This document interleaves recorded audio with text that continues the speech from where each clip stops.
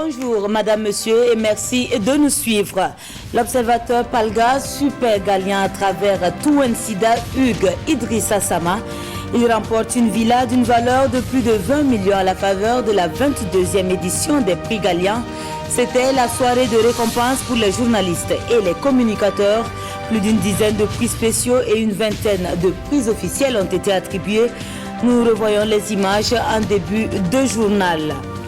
Les manifestations perdurent depuis 3 semaines en Albanie et se font de plus en plus violentes. La démission du Premier ministre soupçonné de fraude et de corruption est exigée par les manifestants. Ils réclament également la tenue d'élections anticipées. Voilà pour la une de ce 13h. Une fois de plus, bonjour. Le palmarès officiel des Galliens 2019 a été livré à la faveur d'une nuit des lauréats, un rendez-vous traditionnel de l'excellence où les meilleurs sont récompensés par des prix officiels et des prix spéciaux. Des personnalités qui ont marqué le monde des médias ont aussi été distinguées. Le Super Gallien a été raflé cette année par Touensida Hugues Idrissa Sama de l'Observateur Palga. Les détails de la cérémonie avec Kwala Nebié et Oumara Azombré. Idrissa Sama, journaliste à l'Observateur Palga, est le grand lauréat du Super Gallien 2019. Il remporte la somme de 3 millions de francs CFA, une villa d'une valeur de plus de 20 millions de francs CFA, un billet d'avion de toute destination, une moto Megamon et un trophée. Âgé seulement de 24 ans, pour lui, cette consécration est celle de la jeunesse. Je n'ai que 3 années d'expérience, donc c'est une grande surprise pour moi. Donc au-delà de ma petite personne, ce prix à mon avis vient consacrer le travail qui est abattu par les jeunes journalistes au niveau de toutes les rédactions. C'est un reportage que j'ai fait au lendemain de l'ouverture de l'échangeur du Nord, parce que comme vous le savez, c'est un échangeur assez compliqué à arpenter. Le second reportage, c'est un papier que j'ai fait sur la maladie mentale au niveau de la région du Nord. Selon le ministre, la presse burkinabé a une bonne renommée à l'international. Cependant, il demande aux journalistes de toujours faire preuve de professionnalisme et de respect, d'éthique. Il y a quelques jours, plus précisément le 3 mai, nous commémorions la journée internationale de la liberté de la presse sous ce thème « Médias et élections dans le contexte de crise sécuritaire et communautaire au Burkina Faso ». C'est ce thème qui nous interpelle tous aujourd'hui, encore plus qu'hier, où nous vivons à l'ère de l'information en continu, de l'instantanéité du scoop des réseaux sociaux, des risques manifestes de distorsion de l'information. Cela exacerbe certes la concurrence entre les médias, mais cela ne doit aucunement nous faire perdre l'importance de l'investigation, de la collecte professionnelle de l'information, c'est-à-dire de sa vérification, de son recoupement avant toute diffusion. Au total, une dizaine de prix spéciaux et une vingtaine de prix officiels ont été décernés au cours de cette 22e nuit des Galliens. Fait majeur, dans la catégorie presse en ligne, il n'y a pas eu de vainqueur pour cause d'insuffisance du résultat. Dans un autre registre, l'association Jeunesse Espoir d'Afrique veut apporter sa contribution à l'action des dirigeants. Elle a choisi de se pencher sur la mise à disposition des ressources humaines matérielles dans la situation socio-économique et politique du Burkina. Un thème porté par un panel qui a permis de faire des propositions concrètes. Le compte-rendu des échanges qui se sont déroulés à l'université de Ouagadougou avec Minata Toui. Initié par l'association Jeunesse Espoir d'Afrique, ce panel avait pour principaux animateurs des figures bien connues de la scène politique au Burkina. Kadri Désiré Ouedraogo, ancien chef du gouvernement, Tahirou Bari, Ousseini Tamboura et David Moyenga, invités pour apporter leur contribution au débat autour de la situation socio-économique du Burkina. Nous avons 40% de la population burkinabé qui vit dans la misère, qui vit en dessous du seuil de pauvreté, donc qui n'a pas 153 000 francs par individu et par an pour vivre décemment et dignement. Nous avons près de 150 000 demandeurs d'emploi au privé par an. Nous avons près de 1 million qui accourent chaque année derrière le concours de la fonction publique et désespérément. Nous avons Également, un système éducatif assez préoccupant. L'axe principal de la réflexion, le profil des hommes et des femmes utiles et nécessaires pour relever le défi. Et pour les conférenciers, les choix n'ont pas toujours été pertinents. L'observation historique a montré que toutes les nations qui se sont développées rapidement l'ont fait à partir de ressources humaines de qualité. Si les ressources humaines sont la première richesse d'une nation, il importe donc que celle-ci en prenne soin. D'abord, en éduquant le vivier que constitue la jeunesse, en la formant, et ensuite en soignant les populations pour qu'elles soient en bonne santé, et enfin en nourrissant les populations. Pour nous, au-delà des moyens financiers, il faut penser aussi à la qualité des hommes. Est-ce que nous avons réellement l'homme qu'il faut à la place qu'il faut? C'est la question qu'on s'est posée. Il est tout à fait normal, et vous serez d'accord avec nous, qu'aujourd'hui les nominations auxquelles nous assistons tous les mercredis sont souvent, j'ai envie de dire, trop politiciens. Au regard donc des enjeux assez énormes et de la profondeur du mal, les autorités ont été invitées à redoubler d'efforts et surtout à donner l'exemple par le sommet. Car selon eux, le pays a besoin d'une autre approche, une approche qui doit se manifester par des actions plus concrètes. Minata Toé, à qui Maxime Zongo a bien voulu prêter la voix. Protocole d'opération entre l'État et les collectivités territoriales, un acte à travers lequel l'État veut résoudre les difficultés rencontrées dans la gestion des dites collectivités. Le document a été présenté aux exécutifs locaux, aux collaborateurs et aux partenaires techniques et financiers le 10 mai dernier. Le compte rendu avec Irénée Kaboré et Alex Zangri. Cet acte marque la signature officielle du protocole d'opération de gestion et de compétences transférées aux collectivités territoriales. Un protocole qui a pour objectif de préciser les rôles et les responsabilités respectives de l'État et des collectivités territoriales. C'est un outil de gestion, en tout cas, qui définit clairement les rôles et les responsabilités de l'État et des collectivités territoriales, et également les relations entre ces collectivités territoriales et les autres acteurs dans le cadre de l'exercice des compétences et de la gestion des ressources transférées.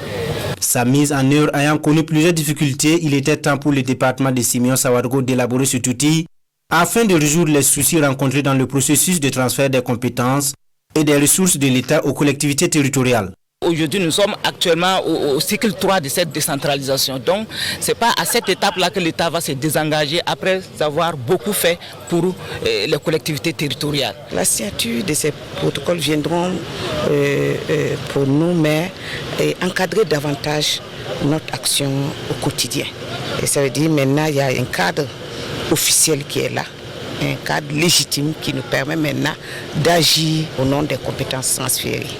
Réunis dans la salle de réunion du Conseil régional du Nord, les participants sont composés d'élus locaux et leurs collaborateurs, de partenaires techniques et financiers. L'élaboration de cet outil a été possible grâce au programme d'appui aux collectivités territoriales et au programme de renforcement de la gouvernance locale et administrative. Cet autre projet qui vise à apporter un appui technique aux communes et aux services déconcentrés de l'État. Il s'agit du projet d'appui à la maîtrise d'ouvrage communal et à la communication. Il est porté par l'ONG Ovive à travers le programme d'urgence pour le Sahel et permettra l'amélioration de la maîtrise d'ouvrage en matière aux services sociaux de base. Ousmane Kietega et Sekou Zongo. Autorités administratives et maires des régions du Nord et du Sahel sont réunis ici autour du projet Appui à la maîtrise d'ouvrage communal et à la communication. Mis en œuvre par l'ONG Ovive, ce projet vise à apporter un appui technique aux communes et aux services déconcentrés de l'État en vue d'améliorer l'accès aux services sociaux de base. À la faveur de ce projet, nous allons pouvoir mettre quelques moyens que l'Union européenne a bien voulu nous accorder, mettre ces moyens en œuvre pour permettre aux 30 communes d'avoir un certain nombre de capacités, donc une mise en capacitation des communes pour gérer les compétences déjà transférées par l'État. Je cite par exemple le domaine de l'accès à l'eau potable et à l'assainissement qui est une compétence transférée, à les questions de santé, d'accès à la santé, à les questions d'éducation.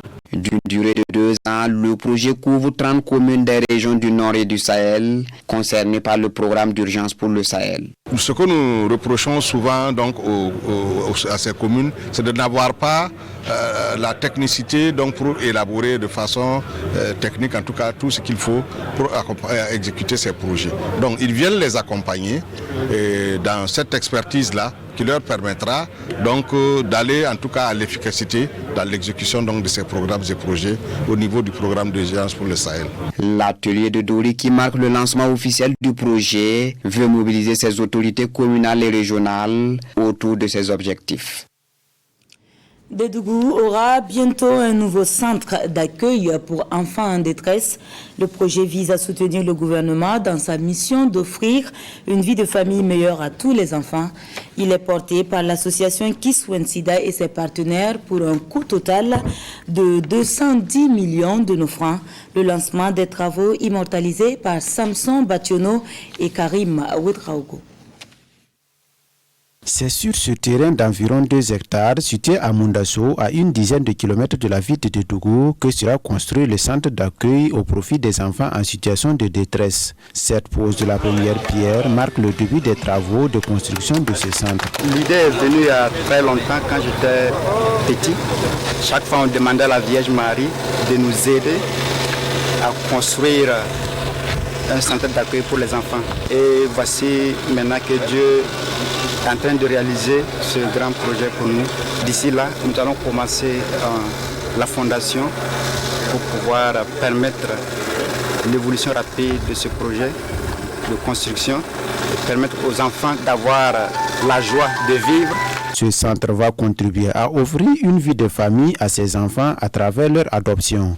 Pour les autorités, ce centre d'accueil vient combler un vide dans cette ville. La ville de Dédougou ne possède pas une telle structure. Donc nous rencontrons au niveau de nos services des difficultés dans la prise en charge de ces enfants-là. Nous encourageons cette initiative qui vient nous soulager véritablement. C'est un plus dans le centre de développement. Comme vous le savez, l'État ne peut pas tout faire.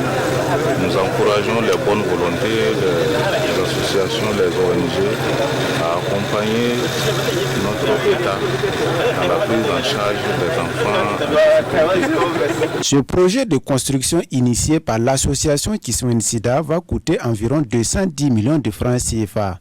L'association souhaite l'accompagnement des autorités pour l'atteinte des objectifs de ce futur centre. La solidarité et le civisme, des valeurs véhiculées par le NIM Naba lors de sa cérémonie traditionnelle et coutumière appelée Nabasga. C'est un temps de remerciement aux ancêtres pour les bienfaits, mais aussi un temps de bénédiction et de conseil pour l'abondance et la paix.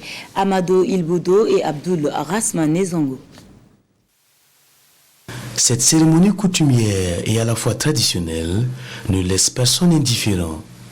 Déjà à la fête, le premier âge ne dira pas le contraire. Les femmes, elles, vaquent à la cuisine. La sécurité traditionnelle est en alerte pour éviter toute fausse note, sans oublier les jeunes scouts présents à tous les compartiments de la résidence. Sans paix, il n'y a pas de développement, comme vous le savez. Et nous avons besoin du soutien des chefs traditionnels et coutumières pour que le Burkina Faso puisse rester en paix. Nous sommes plus ancrés dans la modernité. Or, nous sommes nés il n'y a pas très longtemps, mais nous avons vu quand même nos parents, nos grands-parents s'atteler sur la coutume. Au-delà qu'il soit notre collègue député, c'est aussi un chef coutumier. C'est donc la tradition que nous devons tous respecter.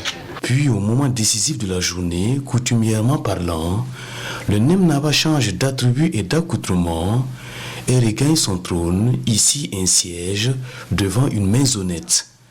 Là, avant de prononcer un important message, il reçoit allégeance, soumission et vénération totale de sa garde rapprochée, ici ses conseillers, élargi à d'autres sages et invités, tous sous son autorité.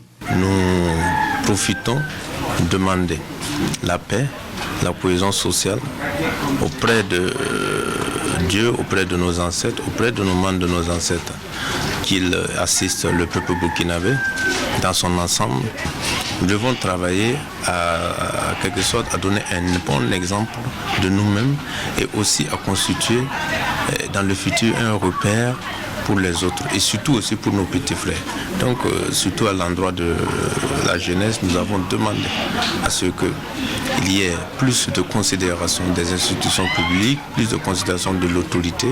Nous avons également parlé de la solidarité vis-à-vis de... Ce doit être une solidarité active, de telle sorte à ne pas attendre que quelqu'un soit dans le besoin pour vouloir venir en aide. Le conseil de fusil reprend au chant des tam-tams ou inversement. Certains invités à la table, tout comme le grand public, peuvent se rincer les yeux en admirant une démonstration du danseur traditionnel en attendant le prochain Baska en 2020. Sportivement, cette fois-ci et cette année encore, ils iront plus vite et plus haut dans l'ascension du pic du Naouri. La 11e édition de la compétition sportive Altitude Naouri se déroulera le 8 juin prochain avec plus de 300 athlètes inscrits. Les organisateurs étaient face à la presse hier pour les détails de l'événement. Le compte rendu fidèle avec Isaka Ouedraogo et Kalfa Ouattara. Qui pour succéder au Kenyan Shadrach? La réponse le 8 juin prochain, à l'occasion de la 11e édition d'Altitude Naouri. Une 11e édition qui verra plus de 300 athlètes défier le pic Naouri. Et la compétition s'annonce relevée. Nous avons pas mal de sollicitudes. Le Kenya à lui seul veut nous pourvoir près de 10 athlètes, dont des femmes en plus. Il y a le Nigeria qui se signale pour la première fois et qui veut même prendre son transport en charge. Bien sûr, les pays d'athlétisme qui ont toujours marqué l'altitude, c'est le Kenya et le Marocain qui détient le record, Khalil, qui va sans doute venir défendre son titre. L'édition 2019 d'Altitude Naouri, c'est 3 événements. Il y a le concert la veille à Pau, dans un cadre purement olympique, qui va se poursuivre le lendemain avec le village olympique pour garder un peu l'esprit village. Et la course à Portement-Palais le 8, au plus tard à 8 h du matin, on lâche les coureurs. Une édition 2019 qui interpelle la jeunesse sur son engagement patriotique. Après 10 ans d'existence, Altitude Naouri a des acquis. Le pic, 10 ans après, a pris beaucoup de galons. En tout cas, quand on regarde, de la première à la 10e édition, aujourd'hui on rentre dans la 11e, le pic a pris du galon, il est vraiment mature, si on peut le dire ainsi. Et qui dit qu'il a pris du galon, dit aussi quelque part qu'il a besoin de partenaires de taille. Il a besoin de partenaires qui soient en tout cas proportionnels à la dimension à laquelle il est arrivé. Qu'il s'agisse d'un événement sur la voie publique ou même dans un lieu privé, car personne ne peut vraiment contrôler les actions de chaque individu. Et Altitude Naouri, qui est un événement d'une grande envergure, n'est pas en reste par rapport à ces risques-là. Plus vite, plus haut. Altitude Naouri est aujourd'hui une épreuve sportive incontournable, mais aussi et surtout une belle vitrine.